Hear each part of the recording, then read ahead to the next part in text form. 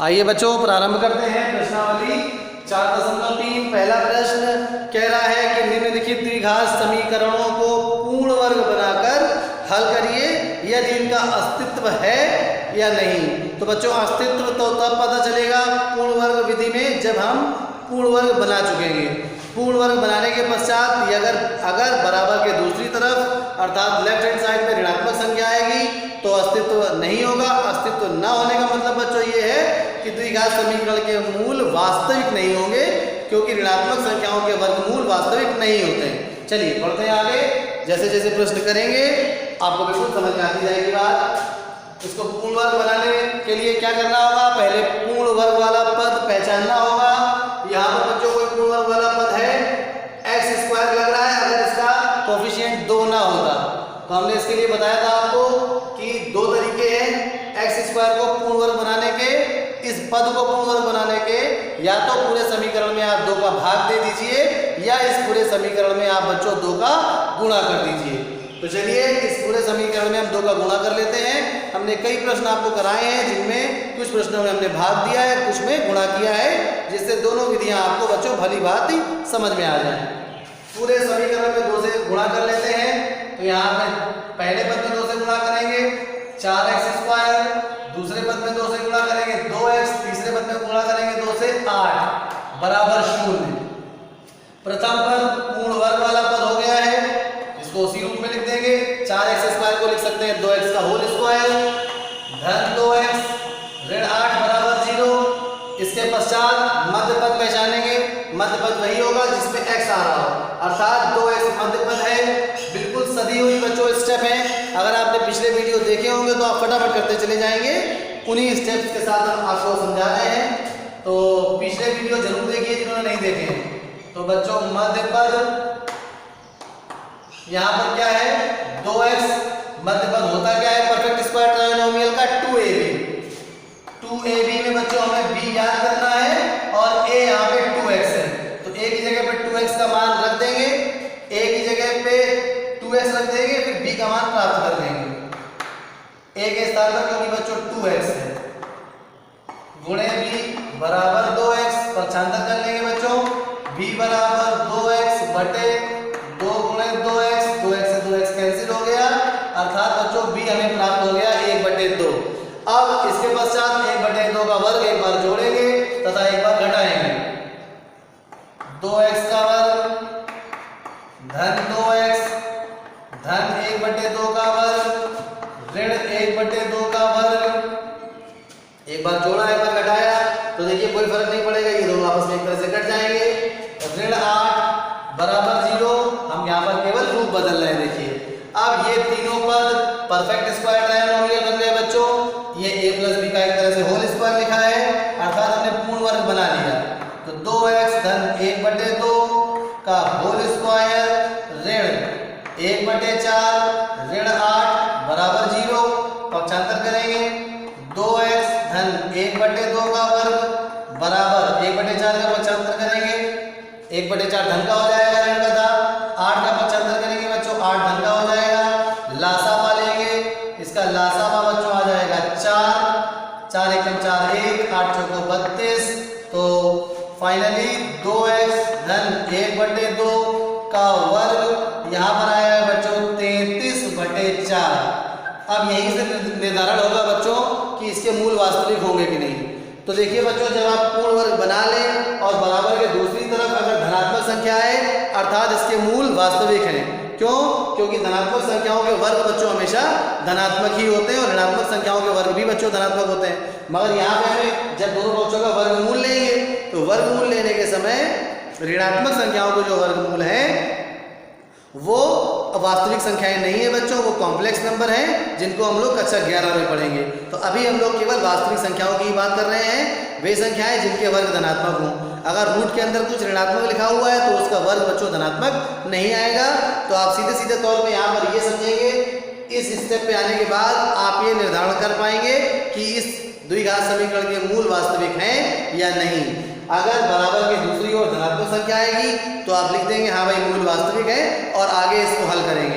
अगर बराबर की दूसरी तरफ ऋणात्मक संख्या आएगी तो आप लिख देंगे इसके मूल आभासी हैं और इसको आगे हल नहीं करेंगे, क्योंकि प्रश्न में हमसे कहा गया है कि केवल हमें वास्तविक मूल ही प्राप्त करने हैं। चलिए बच्चों आगे बढ़ते हैं।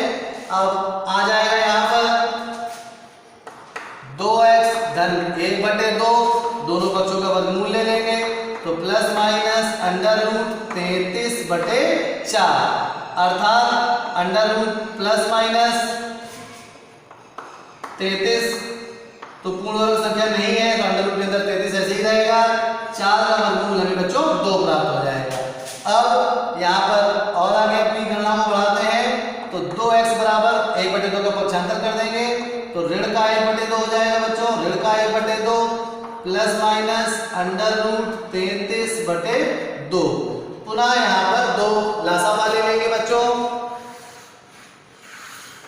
जब 2x बराबर,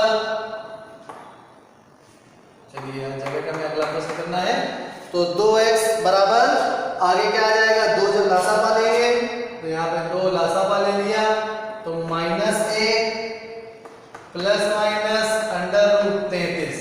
अब बच्चों अगले स्टेप पे 2 का पक्षांतर कर देंगे अर्थात 2 का गुणा यहाँ नीचे 4 हो जाएगा, तो ये स्टेप हम स्किप कर दे रहे हैं, आप नोट कर दीजिएगा 4 यहाँ पे आ जाएगा। अब x बराबर 2 मान इसके x के क्या हुए बच्चों -1 प्लस अंडर रूट 33/4, ये पहला मान हो गया। और उसी प्रकार से दूसरा मान बच्चों -1 माइनस अंडर रूट 33/4। आप आंसर स्टेटमेंट पे यही दोनों मूल लिख लेंगे ब्रैकेट लगा के। अगला प्रश्न करते हैं जल्दी से। यहाँ पर देखिए बच्चों पहला पद 4x² लिखा हुआ है, क्या ये पूर्ण वर्ग वाला पद है?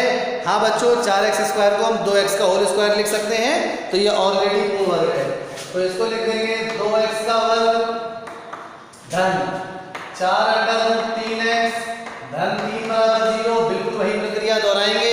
अब मध्य पद वो होगा जिसमें x होगा, इसको छोड़कर, तो इसको छोड़कर x बच्चों 4 अंडर रूट 3x में है, अर्थात लिखेंगे मध्य पद इस प्रश्न का हो सकता है 4 अंडर रूट 3x। मध्य पद होता क्या है बच्चों, कोई भी बराबर 4 अंडर रूट 3x, तो 2 गुणे a का मान बच्चों क्या है 2x गुणे b बराबर 4 अंडर रूट 3x, तो b बराबर क्या आ जाएगा 4 अंडर रूट 3x बटे 2 गुणे 2x, x से x कट गया, 4 पूरा कट गया, तो यहाँ पर बच्चों b का मान आ गया हमारे पास अंडर रूट 3।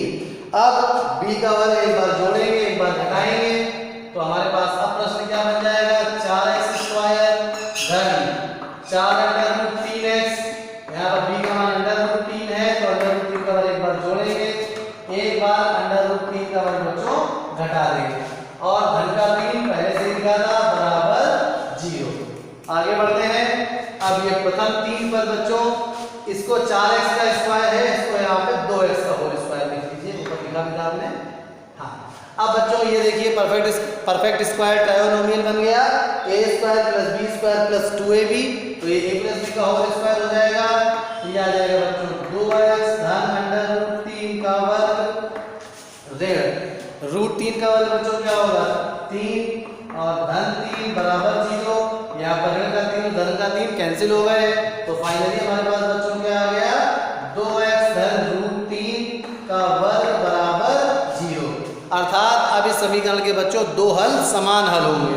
कैसे समान हल होंगे, इसको बच्चों इस प्रकार से भी लिख सकते हैं 2x धन रूट 3 और फिर से एक बार 2x धन रूट 3 बराबर 0। अब इन दोनों में आप दोनों को जब 0 के बराबर करेंगे तो x का एक ही मान आएगा माइनस का अंडर रूट 3/2। चलिए लिख लेते हैं इसको 2x धन रूट 3 बराबर 0, तो x बराबर आ गया माइनस का अंडर रूट 3/2। तो आंसर स्टेटमेंट में लिखेंगे इस प्रकार से बच्चों कि समान हल बराबर कर्ली ब्रैकेट के अंदर माइनस का अंडर रूट 3/2। ये इस द्विघात समीकरण का बच्चों समान हल हमें प्राप्त हो गया है। चलिए बच्चों उम्मीद है आप सभी अपने अपने घरों में स्वस्थ होंगे।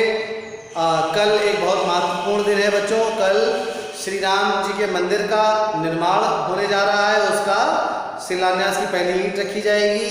बहुत ऐतिहासिक दिन है, तो हमारा आपसे ये आग्रह है कि आप अपने अपने घरों में खुशियाँ मनाइए, दिए तो अवश्य जलाइए बच्चों। साथ में भगवान राम की स्तुति के साथ अपनी पढ़ाई लगातार कंटिन्यू रखिए। हम केवल आपको वही पढ़ा रहे हैं, वही चैप्टर अभी पढ़ा रहे हैं जो आपको बोर्ड परीक्षा में बच्चों आने हैं। बहुपद केवल एक्स्ट्रा पढ़ लिया है आपने, कोई बात नहीं, उसके पहले आदेश नहीं आया था, तो अभी आपके लिए वो बेनिफिशियल ही है अगर आपने पढ़ लिया है। चलिए बच्चों, आगे की पढ़ाई अगले वीडियो में। बेस्ट ऑफ लक, धन्यवाद।